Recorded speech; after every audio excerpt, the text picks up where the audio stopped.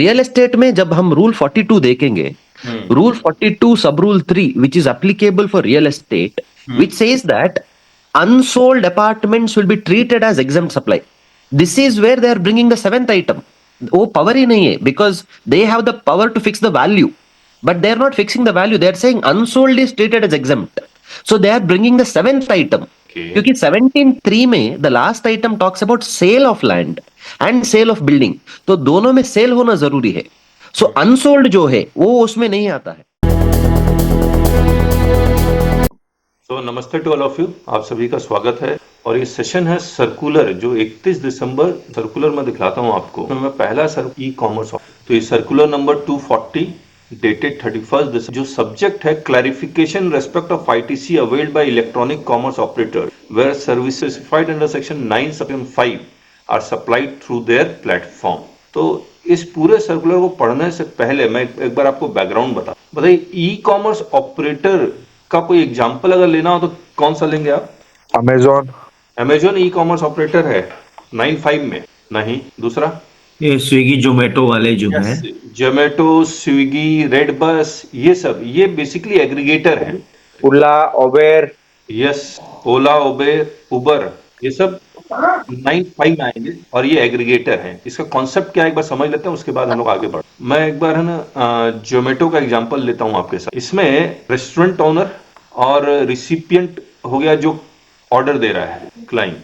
अब ये इसके वेबसाइट में आके ऑर्डर देता है, ये इसको पास ऑन कर देता है और फिर ये इसको सप्लाई कर देता है. Who is the supplier? Who is the supplier? Zomato supplier है या रेस्टोरेंट ओनर सप्लायर है? Zomato restaurant owner.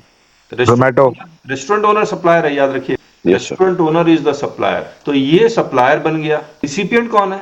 Customer is the recipient. अब इनवॉइस कौन इशू करेगा? जोमेटो. नहीं, सप्लायर अगर रिसिपिएंट है, रेस्टोरेंट ओनर है, तो इनवॉइस भी तो यही इशू करेगा. Yes sir. तो अब एक बात बताइए, क्या आप इस कॉन्सेप्ट को रिवर्स चार्ज बोल सकते हैं? 9(3) या 9(4) बोल सकते हैं इसको? 9(3) 9(4) में क्या होता है? Supplier, recipient.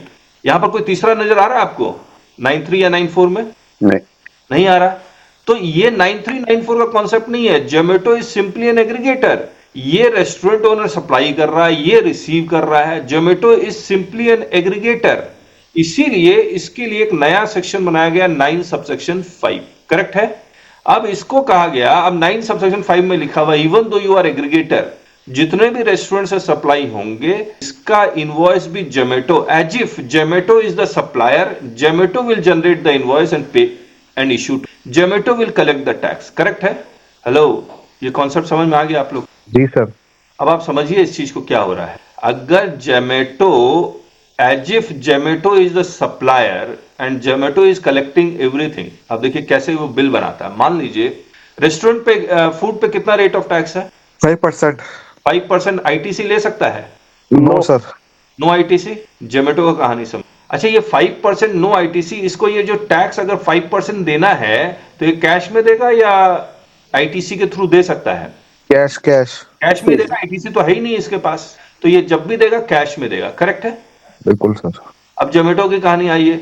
अब जोमेटो को कहा कि treat yourself as a supplier. अब मान लीजिए बिल आया 100 रुपया फूड का 100 रुपया. पैकिंग चार्जेस, मान लो रेस्टोरेंट ओनर बोलता मैं पैकिंग कर रहा हूं, उसका भी मैं 10 रुपये एक्स्ट्रा लूंगा. जोमेटो अपनी कमीशन भी चार्ज कर रहा है, मान लीजिए वो भी 10 रुपये. अब मुझे बताइए ये 100 रुपए पे रेट बताइए. 5%. 5%. पैकिंग जो कर रहा है उस पर रेट बताइए. 18%. फिर से कंपोजिट सप्लाई 5%. 10 रुपए कमीशन पे 18. ये 18. जोमेटो तो एक्चुअल सप्लायर है इस चीज का. 18. तो इस पे तो 18 लगेगा. करेक्ट है? अब मुझे एक बात बताइए. दो. हाँ जी. अब जो जोमेटो है इसको 5 बोलते हैं 50 पैसा और 18 1 रुपया 80 पैसा, मान लीजिए 7 रुपया इसको टैक्स देना है जोमेटो को. कैसे दे? मम्मी को बोलते हैं. कर लीजिए, बैकग्राउंड में आवाज आ रही है. फिर से पूछ रहा हूं. जोमेटो 100 10 10, इसके ऊपर टैक्स बना 7 रुपया. अब ये जोमेटो जो 7 रुपया है ये टैक्स कैसे देगा? आईटीसी या कैश में? क्या कहते हैं? हेलो, ये जोमेटो वाला सर 2 तरह की इनवॉइस जारी करेगा ना? नहीं, एक ही इनवॉइस जारी कर देगा, उसमें फूड और पैकिंग का 5%, कमीशन का 18%। नहीं, फूड और पैकिंग का तो एक साथ जारी करेगा और कमीशन का अलग जारी करेगा। चलिए मान लिया अलग जारी करेगा। अब मुझे एक बात बता दीजिए, जोमेटो जो 7 रुपया का जो जोमेटो अपने 95 का आउटवर्ड सप्लाई दिखाएगा। नहीं वो दिखलाएगा, वो तो ठीक है। ये जो 7 रुपया है वो कैश में देगा या आईटी? नहीं सर, तो आईटीसी में से थोड़ा देगा और बाकी कैश में देगा। कौन सा कैश में? जो कमीशन वाला है ना, वो कैश में देगा। नहीं, ये जो रेस्टोरेंट वाला है, ये वाला। Okay okay okay. हाँ, करेक्ट है। ये बात कहीं वो आईटी, ये इसको भी आईटीसी से देना चाह रहा है, कोई दिक्कत, कहीं रोक है? नहीं होनी चाहिए सर, क्योंकि रेस्टोरेंट वाले को 5% दे रहा है ना सर वो। ये तो रेस्टोरेंट के लिए था ना। हाँ। वो कैश में देना है, इसके जोमेटो के लिए क्यों? नहीं होना चाहिए। अच्छा ये कहाँ, अच्छा 9394 वाले को कैश में देना है, 93 आरसीएम का पेमेंट कैश में करना है, यस और नो? Yes yes. ये कहाँ लिखा हुआ? आरसीएम कैश में ही देते ना सर, आईटीसी से कहाँ होता है? सोर्स बताइए। 9394 आरसीएम जो है उसका कैश में देना, ये कहीं तो लिखा होगा ना?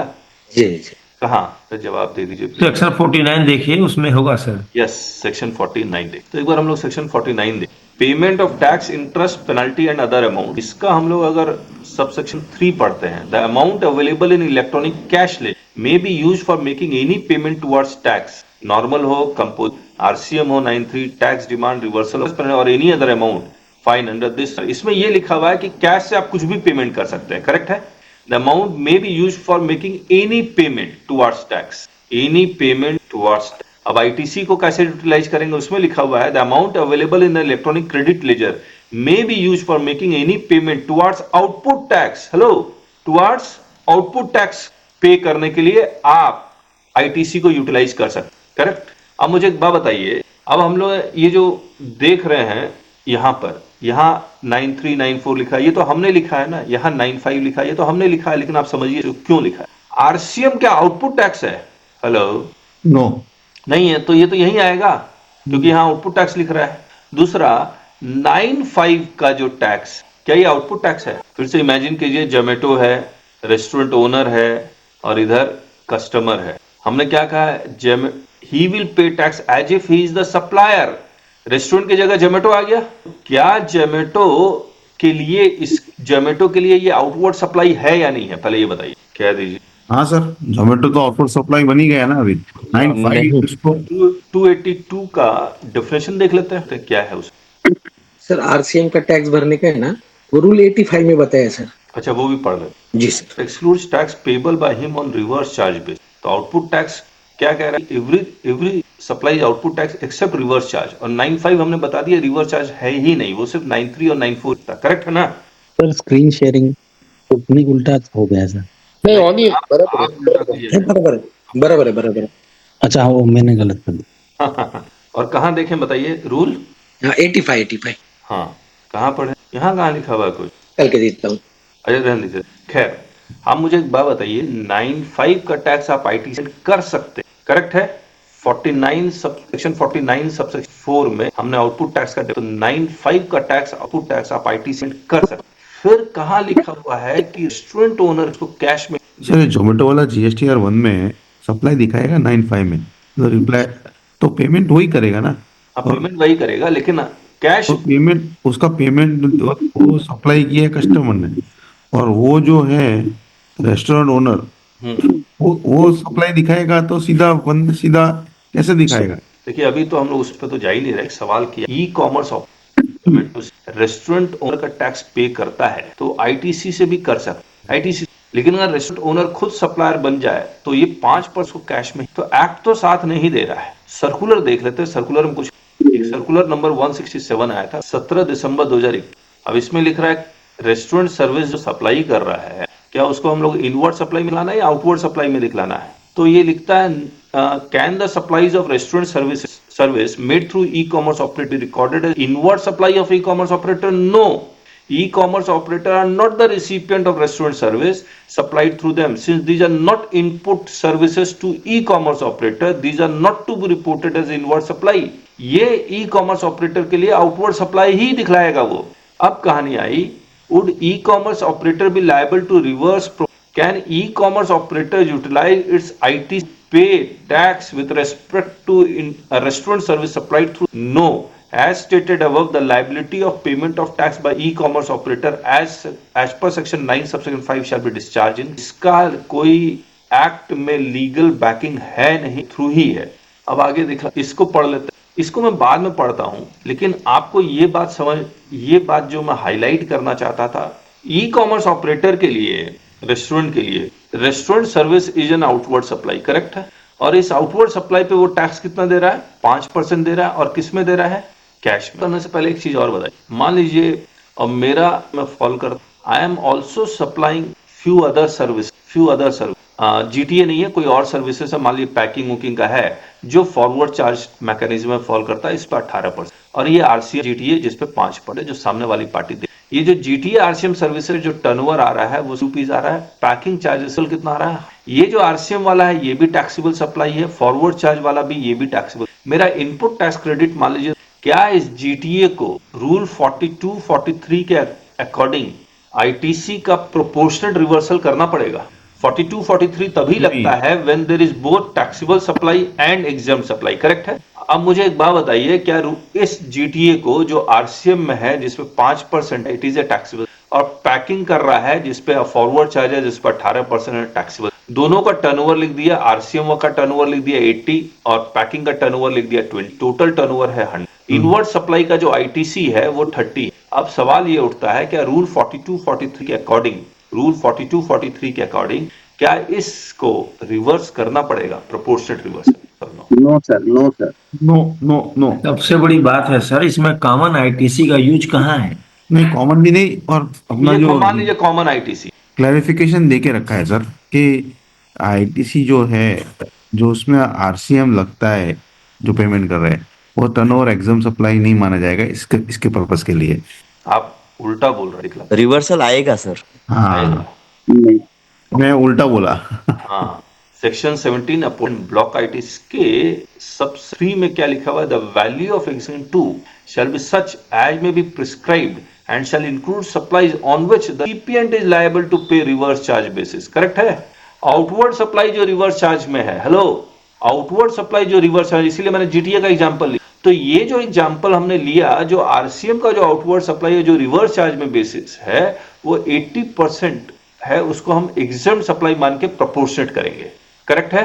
अब सवाल एक बात और आई, मान लीजिए रेस्टोरेंट जोमेटो की कहानी तो बाद में, ये 5% और ये और भी कोई बिजनेस करता है, मान लीजिए सप्लाई ऑफ गुड्स करता है, कुछ कैटरिंग का भी काम कर लेता है, तो सप्लाई ऑफ गुड्स पे 18%, 12%, कैटरिंग के ऊपर भी मान लीजिए 18%, रेस्टोरेंट पे 5% है जिसको कैश में देना पड़ता है। तो ये इसका टर्नओवर है, मान लीजिए इन दोनों का टर्नओवर है मान लीजिए ₹10, इसका इनवर्ड सप्लाई है कितना, क्रेडिट है उसका फीस। बताइए क्या रूल 42-43 के अकॉर्डिंग रिवर्सल होगा या नहीं होगा? हेलो, होगा ना सर।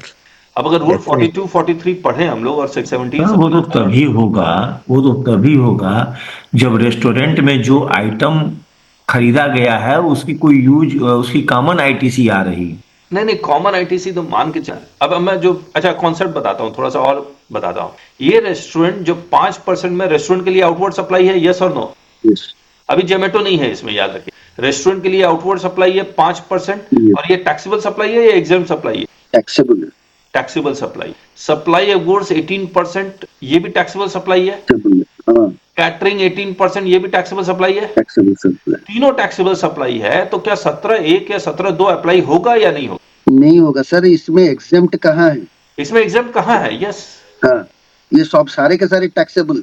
बस इसका आईटीसी ब्लॉक्ड है। क्या अगर किसी का आईटीसी ब्लॉक्ड है तो उसको हम एग्जम्प्ट सप्लाई मान लेंगे? हेलो, अगर किसी का आईटीसी ब्लॉक्ड है तो क्या उसको सप्लाई मान लेंगे, यस और नो? ना।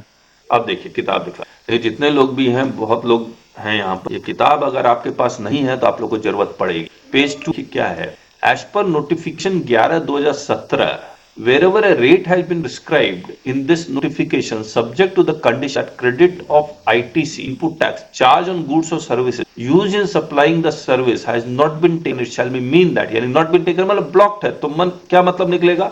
तो मैं B पार्ट पढ़ता हूँ। Credit of input tax charge on goods or used partly for supplying and partly for affecting other supplies eligible for IT reverse as if supply of such service is an exempt supply and attracts the provisions of 17 subsection 2 of the CGST Act and the rule. तो अगर ITC sir इस B में जो सबसे महत्वपूर्ण बात है, दो चीजों को जोड़ रहा है, एक तो सप्लाइंग ऑफ सर्विस को और दूसरे उसी में सप्लाई ऑफ गुड्स को, दोनों को जोड़ रहा है।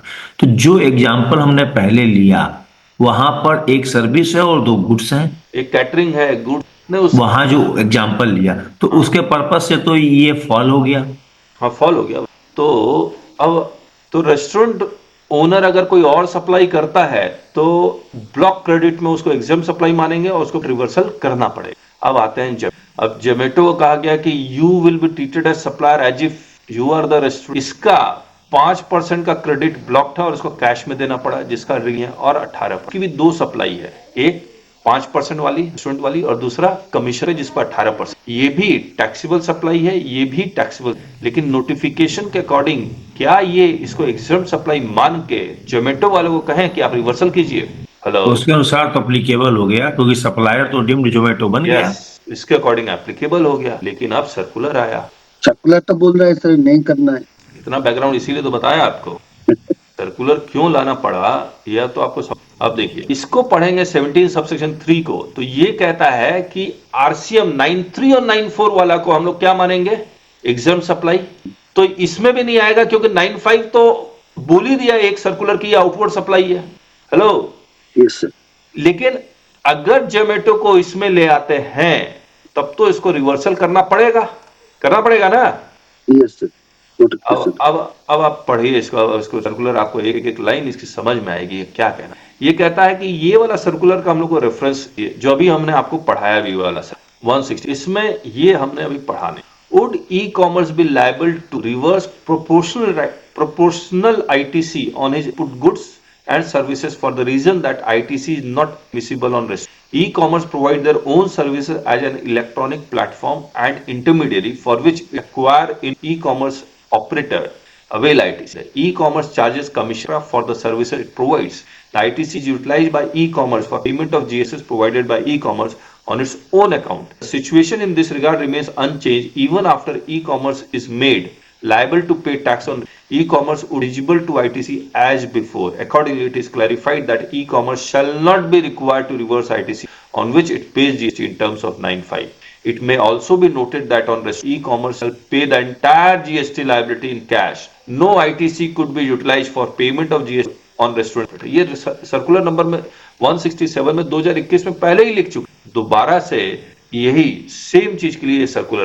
Whether electronic commerce operator required to pay tax is liable to reverse कि e-commerce required to pay tax under supply under 2 accounts। तो ये मैंने बताया फूड पैकिंग का और प्लेटफॉर्म, ये 2 account. For providing the service mentioned at 1 to above, यानी कि ये प्लेटफॉर्म फी, इसके लिए वो ITC यूटिलाइज कर सकता है। E-commerce operator procures inputs as well as input for which he avails ITC. It has been clarified, यहाँ भी क्लैरिफाई कर दिया that the e-commerce operator shall not be required to reverse ITC on account of restaurant. It has also been clarified, ये sir हम पढ़ ही चुके हैं, the principle which has been outlined in question number 6, ये पढ़ा question of circular number this applies to the supplies made of other services specified under this. इसका मतलब ये तो सिर्फ रेस्टोरेंट के लिए आया था, ये सभी में एप्लीकेबल है, याद रखिए ये सभी में एप्लीकेबल, ओला उबर। लेकिन इसको अप्लाई करने से पहले आपको ये भी चेक करना पड़ेगा क्या कि ऐसा नोटिफिकेशन रेस्टोरेंट के लिए तो है, बाकी सर्विस भी है या नहीं है, तब जाके ये analysis. In view of this it is clarified that e-commerce operator who is liable to pay tax is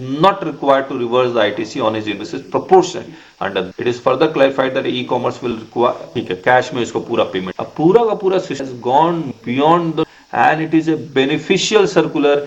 अगर बेनिफिशियल सर्कुलर है तो आप इसका tax payer can. Hello, sir. Yeah, Anvesh, we were waiting for you. Yes, sir. Yes. Now, the very interesting thing to observe is the language of section 17, subsection 3. Okay. क्योंकि GST में exempt supply का meaning 2 जगह लिखा हुआ है। One is written in जो definition section में section 2 clause 47 में लिखा है कि exempt supply means 3 things, either it is nil rated or wholly exempted under section 11 or it is a non-taxable supply. लेकिन only for the limited purpose of ITC reversal they extended the definition and they inserted section 17 subsection 3. Yes. And there the language is very interesting. What they say is the value of exempt supply shall be such as may be prescribed. जो value जो decide होता है उसके लिए आप rule बना सकते हो, लेकिन exempt supply क्या है? Only these three things, where recipient is liable to pay the tax, transaction in securities, and sale of land and sale of building. So just to give one simple example and then to come back to this, let us say that for my one office manager, I give him the power to fix the salary of employees. Okay Now his power is only to fix the salary. Now the question is whether जब मैं power देता हूं कि आप salary fix कीजिएगा, does it mean that he also has the power to hire new employees? Correct वो power ही नहीं है, he only can fix the salary. लेकिन जो हायरिंग का पावर है वो still is with somebody else. Why I say this is 17(3) जो rule को पावर देता है, that is only to fix the value, not to decide what else is exempt supply. So there cannot be the seventh thing that can ever come as exempt supply. Now why I say this is, जब भी हम rule 42 या 43 पढ़ते हैं, ideally rule 42 tries to bring something else as exempt supply. जैसे कि आपने एक नोटिफिकेशन पढ़ा है जिसमें आपने बोला कि if ITC is not available it should be treated as exempt supply. It is against the law. It is against the law. Law itself, because 247 section 2 clause 47 and section 17 subsection 3 only talks about 6 items which can be exempt supply. Okay There cannot be 7th item at all. 7th item के लिए power rule को भी नहीं है. जब वो power rule को भी नहीं है तो नोटिफिकेशन को हर हालत में नहीं है. ठीक है. This is also will become very useful. This reading becomes very useful in the case of real estate. Real estate में जब हम रूल 42 देखेंगे, रूल 42 सब rule 3 which is applicable for real estate, which says that unsold apartments will be treated as exempt supply. This is where they are bringing the 7th item. वो power ही नहीं है, because they have the power to fix the value, but they are not fixing the value. They are saying unsold is treated as exempt. So they are bringing the 7th item. Okay. क्योंकि 17(3) में the last item talks about sale of land and sale of building. तो दोनों में cell होना जरूरी है. So unsold जो है वो उसमें नहीं आता है. अच्छा ओके समझ गया. Yes sir. ठीक है, एक अच्छा पॉइंट है. Will think over. और एनीवन एल्स? चलिए, तो this circular we completed and sale of land and building वाला वही ना sir, after getting that utilisation certificate. ये था कि अनसोल्ड अगर रह जाता है तो ऐसे भी टैक्सेबल नहीं है. नहीं, क्योंकि प्रॉब्लम ये है कि जो कट ऑफ डेट है उससे पहले और ऑक्यूपेंट के बाद, तो वो रूल 42 43 एज्यूम करता है कि सब कुछ बिक गया है तो सारा आईटीसी अलाउ कर देता है. उसके बाद जैसे ही वो कट ऑफ डेट क्रॉस करता था फिर वो देखता था अनसोल्ड कितना है, जो अनसोल्ड है उसको एग्जेम्प्ट सप्लाई मान के फिर वो रिवर्स करवाता है. समझ रहे हैं? तो डिस्कस करेंगे है ना. तो जो अन्वेष ने कहा है that is food for thought. नहीं बढ़िया है सर. वो if one can put we can put that things for in book also. Anvesh ने जो कहा है that is food for thought, मतलब बट इट नीड्स एनालिसिस. जो कहा है वो कितना बाकी एनालिसिस में वो सही बैठता है या नहीं बैठता वो करके ही पता लगेगा ना. लेकिन हमारे दिमाग में चल डाला जो गया है वो नोटिफिकेशन को ही चैलेंज हो रहा है, तो उसको तो और पढ़ना पड़ेगा और एनालिसिस करनी पड़ेगी, तभी पता लगेगा वेदर इट इज करेक्ट और नॉट. चलिए, अच्छा एक बात बताइए, हम लोग एक बात हमेशा शुरू से ये कहते आ रहे हैं 2 क्लॉज बी के बारे में. क्या है section 62 clause B? Goods receipt. कितने कंडीशंस क्रेडिट अवेल करने के? ए, डबल ए, बी और डी. बी ये कहता है गुड्स हैव बीन करेक्ट. अब ये रिसीव्ड तो है लेकिन ये कहाँ रिसीव होगा ये लिखा हुआ है इसमें. नो. तो मैं ये कहता था कहीं भी रिसीव हो उससे कोई फर्क नहीं पड़ता है. अगर आपके कंट्रोल में आ गया है तो ये रिसीव माना जाएगा, भले आपके प्रीमाइसेस में नहीं आया है, you can take the credit. यही बोला करता था मैं. Yes sir. और यही बात हमने अपने किताब में भी लिखी. He recipient has actually received, यानी कि possession and control the goods और सर्विसेज और बोथ. अब मुझे एक बात बताइए, कलकत्ता से दुर्गापुर कोई गुड्स चला, यहां पर एक कलकत्ता के फैक्ट्री से आपने खरीदा और अपना ट्रक ले गया और ट्रक में इस गुड्स को लोडिंग करवाया. अब ये कलकत्ता से चल के यहां आ रहा है, या फिर आप इसको कहीं और भेज रहे हैं, और ये मान लीजिए ये 31 मार्च का डेट है और आप ये 31 मार्च को आपके ट्रक के अंदर है, सेल कंप्लीट होगी और ये आपके प्रीमाइसेस में for the sake of understanding 10 अप्रैल को. आप क्रेडिट किस मंथ को, 30 मार्च या 10, मतलब मार्च महीने में या अप्रैल? हेलो, जब गुड्स रिसीव्ड हो जाए तभी लेने के लिए हकदार है। गुड्स रिसीव कब हुआ? जब आपके ट्रक में आ गया कंट्रोल एंड पोसेशन। नहीं, मेरे कंट्रोल में कैसे आ गया? वो तो जब तक मेरे पास ना आ जाए उस आप ही के ट्रक में है, एक्स आप ही ने एक्स ट्रक को हायर किया है। एक्स सप्लाई हुआ है। अगर ट्रक हायर किया है, लेकिन मैं अगर वो जीटीए हो, बिल्टी अगर देता हो, भले उसने हायर किया हो, तो मेरे कंट्रोल में कैसे आया? वहां पे तो लीनिंग आएगा। एक बात समझिए, सेलर और बायर, ये गुड्स सेलर के कंट्रोल में है या बायर के कंट्रोल में है? ये आपके ट्रक में पड़ा हुआ है, एक्स वर्क्स, एक्स फैक्ट्री। ये बाहर के कंट्रोल में है। अब तो बायर के कंट्रोल में है ना, बायर के कंट्रोल में ट्रक आपका, ट्रक आप इंश्योरेंस आप करवा रहे हैं, सब कुछ आप ही करवा रहे हैं। हाँ हाँ बिल्कुल, तो मेरे कंट्रोल में हो गया वो। तो मैंने पेमेंट देख के उससे डिलीवरी ले ली तो मेरे कंट्रोल में हो गया। बस डिलीवरी यहाँ ले ली, कंप्लीट है। अब आप हाँ। क्रेडिट कब लेंगे? मार्च में लेंगे या अप्रैल में लेंगे? मार्च नहीं, में कंट्रोल तो मुझे मिल गया ना, हाँ, तो मैं क्रेडिट कब लेंगे? तो उसी मार्च समय में। ले लेंगे। मार्च महीने में ले सकते हैं ना आप? हाँ बिल्कुल ले सकते हैं। यस। और आप सोच के देखिए, गुड्स कलकत्ता से चला और दुर्गापुर में मेरे प्रीमाइसेस में नहीं आया, मैंने कहीं और रखवा दिया। डिपार्टमेंट आपको नोटिस भेज देता था कि नहीं आपके प्रीमाइसेस में आना चाहिए। तो मैं कहता था वो प्री जीएसटी का जमाना था, जहां पर फैक्ट्री के अंदर आना जरूरी है, क्योंकि removal of goods from the factory was the event, were the cause of levy. लेकिन जीएसटी में कॉज ऑफ लेवाई है ही नहीं, जीएसटी में तो supply is the cause of levy. समझ रहे हैं आप?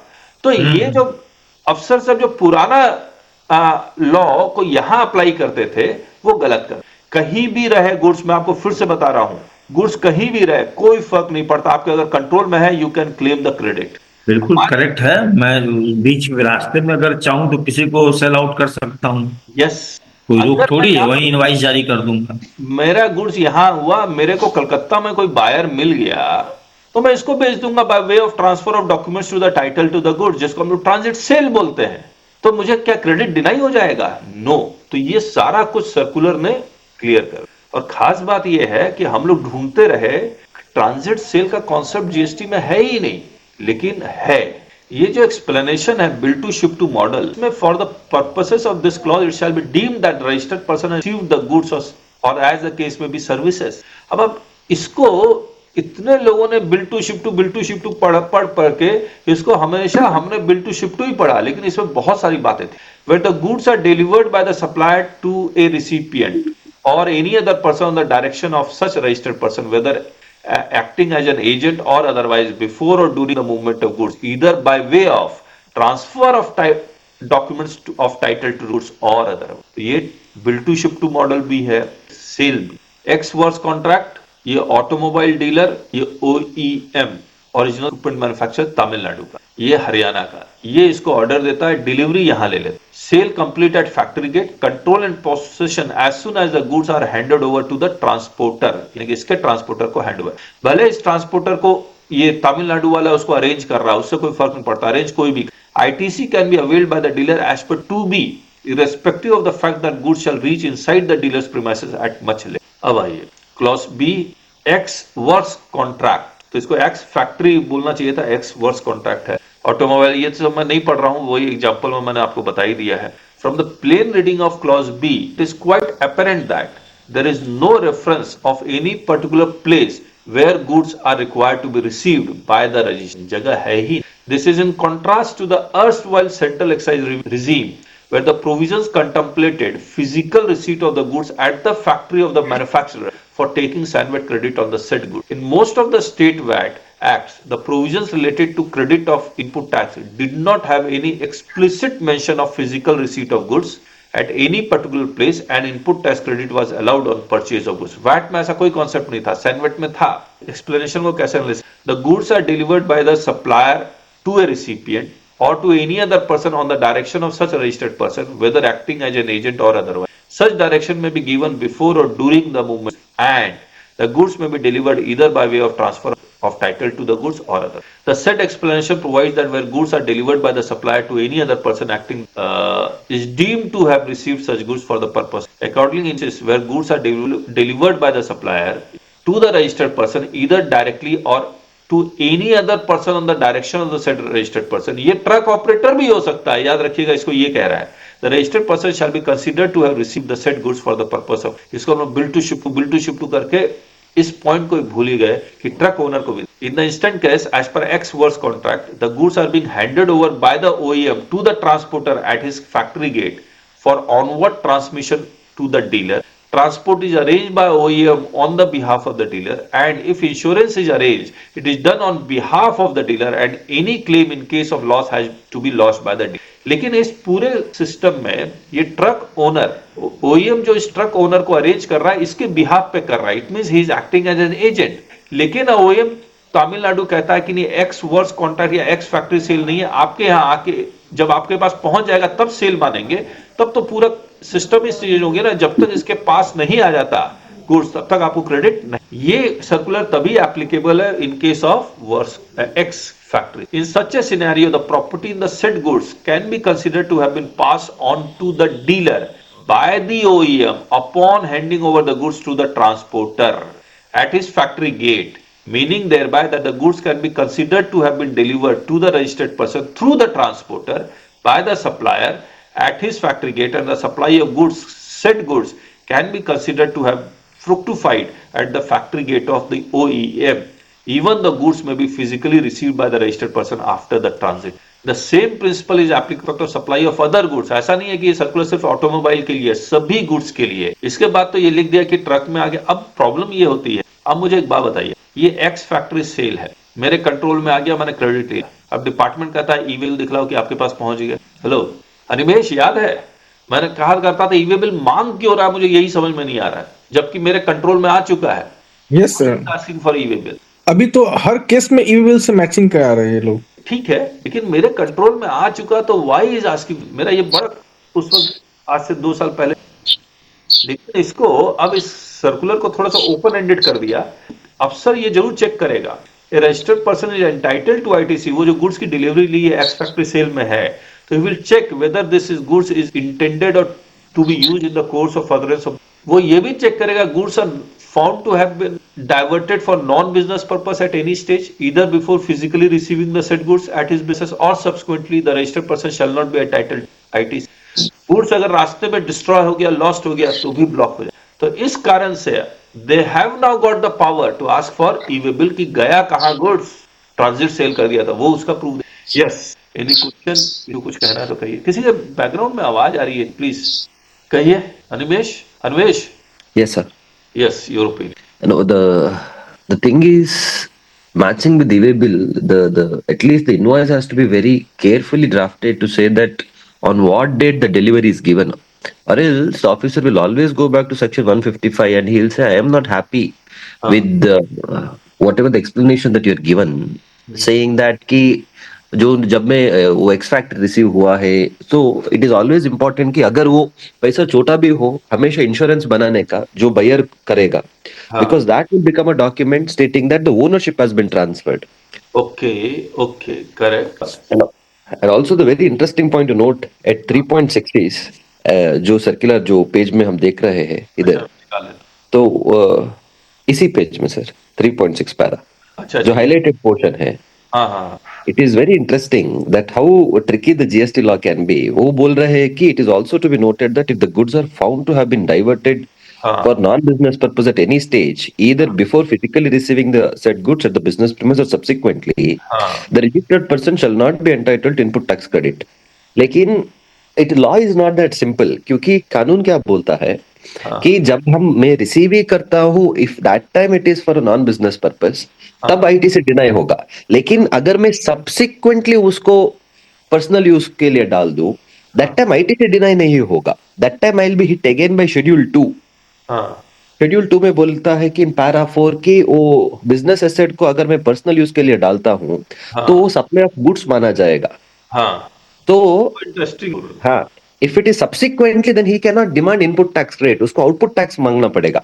करेक्ट. अगर शोकास नोटिस में उसने इनपुट टैक्स मांग लिया तो वो case the case will become vacated.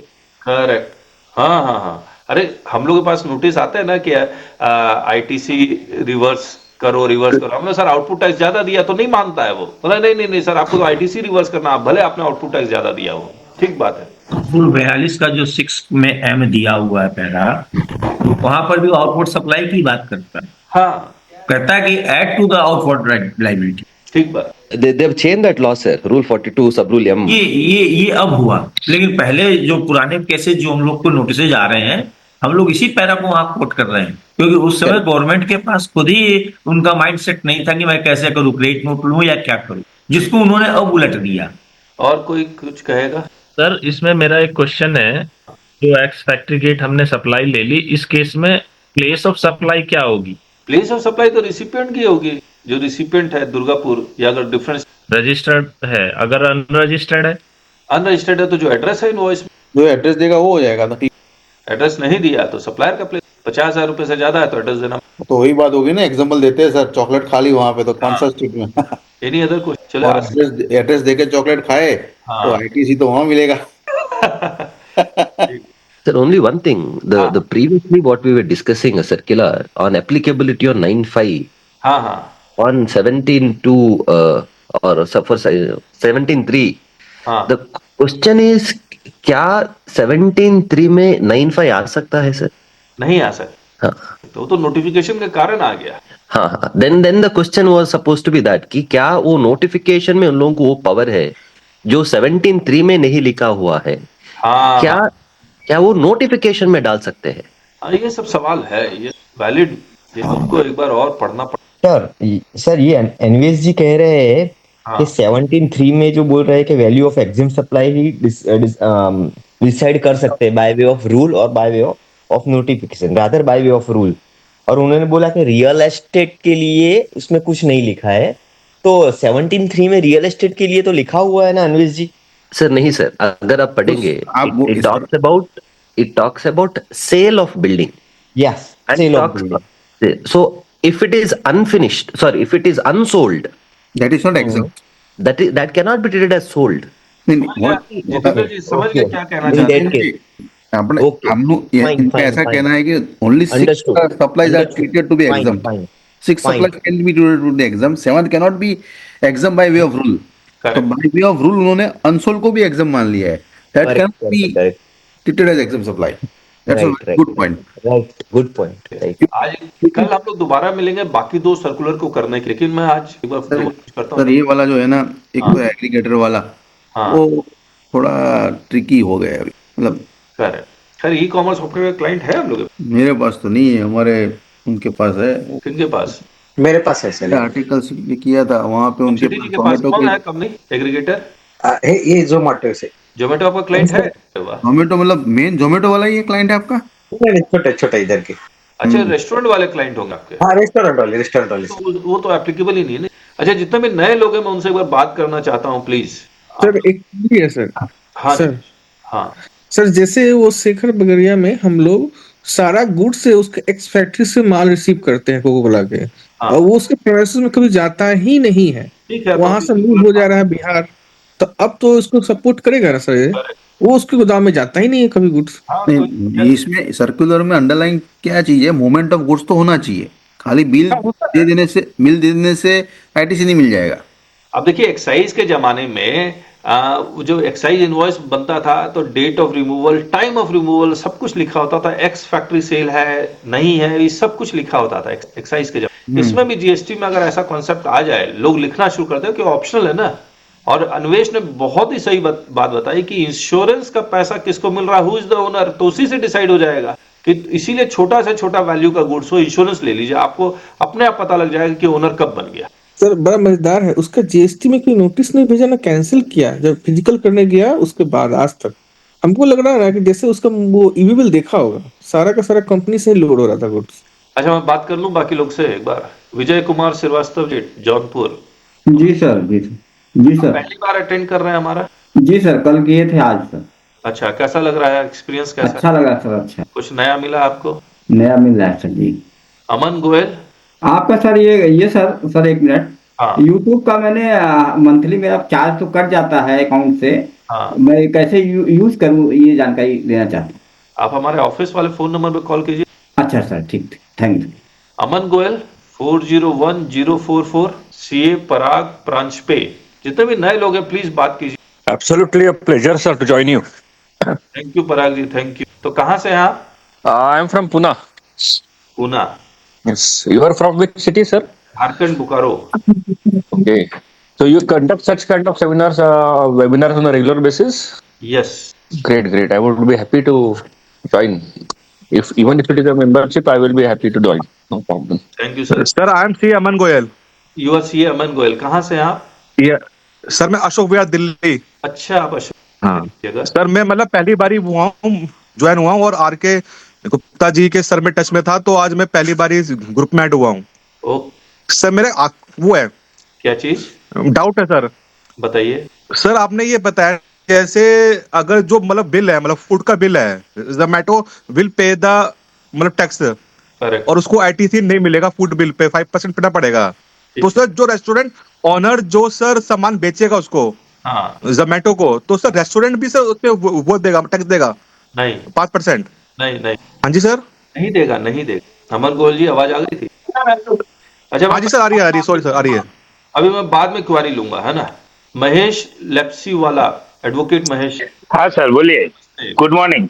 Morning. कहाँ के हैं, कहाँ से हैं? गुजरात सूरत से। गुजरात सूरत से। कैसा है एक्सपीरियंस आज आपका? बहुत बढ़िया सर, बहुत अच्छा लगा। ओके। आप जो डिटेल्स में सब समझाते हैं ना, वो बहुत बढ़िया। सीए खुशल राजपाल। जी sir, good morning. Morning morning. बताइए कैसा रहा एक्सपीरियंस? कहाँ से हैं आप? बहुत बढ़िया। मुजफ्फरपुर बिहार से।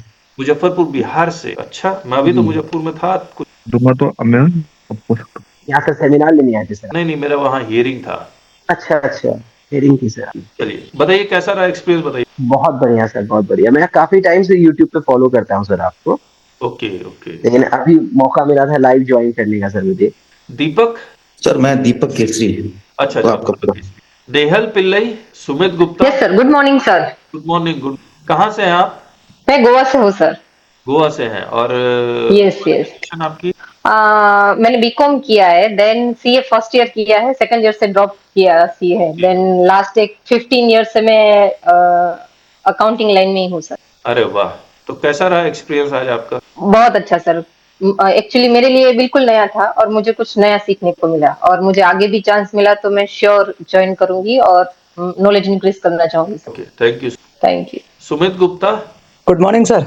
मॉर्निंग। बताइए आप कहाँ से हैं? सर मैं आगरा से, उत्तर प्रदेश। अच्छा, और क्या करते हैं? सर मैं सीए हूँ।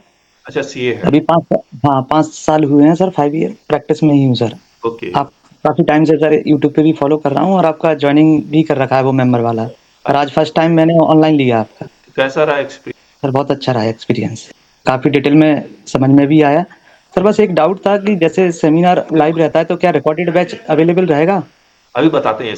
जी sir, thank you sir. Vijaya, चलिए मैं आपको ना बता देता हूँ कि ये लाइव बैच। नमस्ते।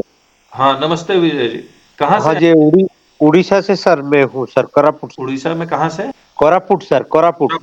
बताइए कैसा रहा एक्सपीरियंस और क्या करते हैं आप? बहुत अच्छा लगा सर। डिटेल में आपने बताया जो ई कॉमर्स का है वो एप्लीकेबिलिटी, बहुत अच्छा लगा मेरे। Thank you. चलिए मैं आपको ना पूरा समझा देता हूँ। हम लोग taxbyk.com जीएसटी क्लब का बटन मिलेगा और क्लब है, लिटिगेशन क्लब है। तो आप लोग भी नए लोग इसी डिस्कशन क्लब में जैसे सर्कुलर्स कुछ भी नया आएगा, अपडेट आएगा तो, और इसकी टाइमिंग है Tuesday and Friday 7:30 AM।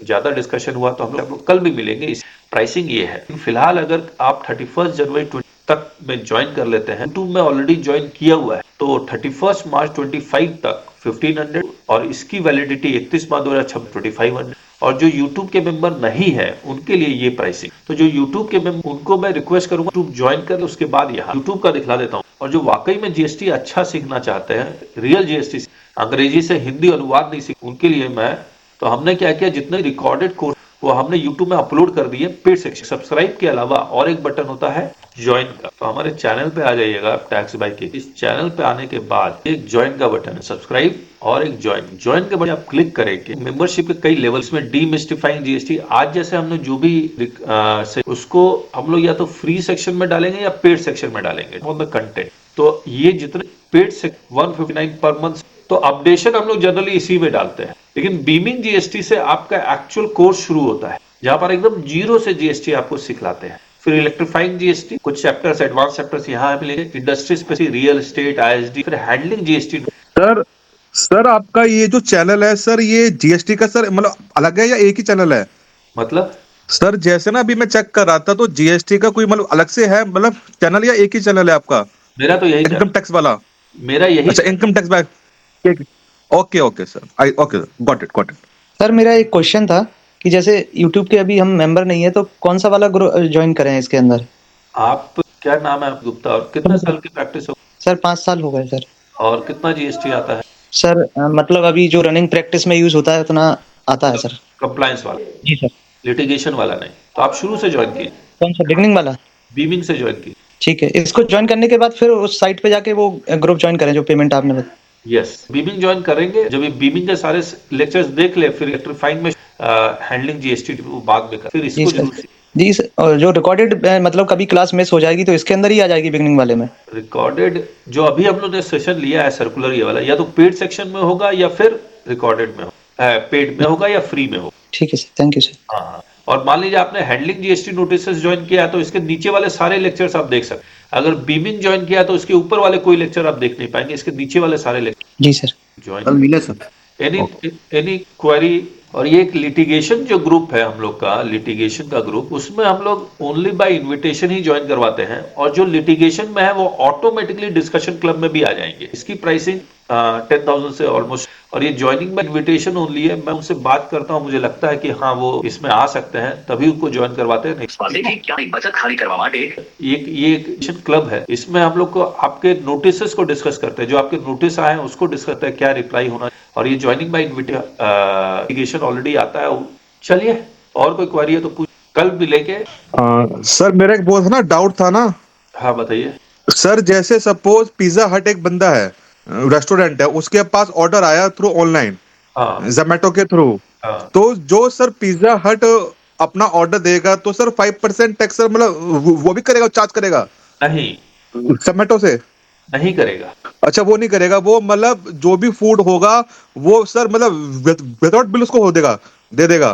Bill तो देगा ही देगा, लेकिन चार्ज कुछ देगा, मतलब जीएसटी चार्ज नहीं करेगा, विदाउट जीएसटी। तो सर फिर वो अपनी जीएसटीआर 1 में सर मतलब क्या शो करेगा कि जो उसने जोमेटो को जो फूड वो करा, सप्लाई करा, वो क्या माना जाएगा? नहीं, तो जोमेटो एग्जम्प्ट सेल। हाँ, तो लिखा हुआ ही है ना 95 का, उस पे अगर 95 पे टैक्स ठीक है दिया जा चुका है तो लिखता ही है ना उसमें। वो तो अलग से उन्होंने 1 में डाल ही दिया 95 का कॉलम। नहीं सर, जो पिज्जा हट सपोज एक वो है फूड, वो है अमन गोयल जी, आप जीएसटीआर खोलेंगे ना? जी मेरे पास है। जी सर, जी उसको खोलिए, उसमें एक नया उन्होंने फॉर्म को अमेंड करके बना दिया है वो। ठीक है सर, ओके चेक कीजिए sir, I will take to it. हाँ, okay sir, I will see to it. Okay, thank you sir, thanks a lot. Okay, conclude करते हैं, कल मिलते हैं इसी। Thank you sir.